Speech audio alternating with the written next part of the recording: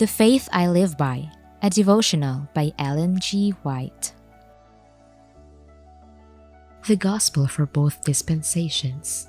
Every good and every perfect gift is from above, and cometh down from the Father of lights, with whom is no variableness, neither shadow of turning. James chapter 1, verse 17.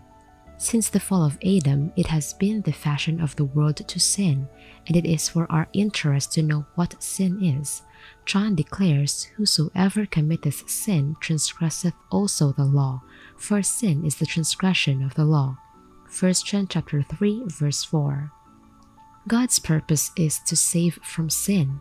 The soul, corrupted and deformed, is to be purified, transformed. Through the gospel, souls that are degraded and enslaved by Satan are to be redeemed to share the glorious liberty of the sons of God. The gospel is the power and wisdom of God. Christ had been sent to earth to represent God in character. He himself was the gospel. Many who claim to believe and to teach the gospel set aside the Old Testament scriptures, of which Christ declared, "They are they which testify of me."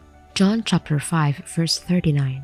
In rejecting the old, they virtually reject the new, for both are parts of an inseparable whole. No man can rightly present the law of God without the gospel, or the gospel without the law. The law is the gospel embodied, and the gospel is the law unfolded. The law is the root, the gospel is the fragrant blossom and fruit which it bears. He who proclaimed the law from Sinai and delivered to Moses the precepts of the ritual law is the same that spoke the Sermon on the Mount. The teacher is the same in both dispensations. God's claims are the same. The principles of his government are the same. For all proceed from him, with whom is no variableness, neither shadow of turning.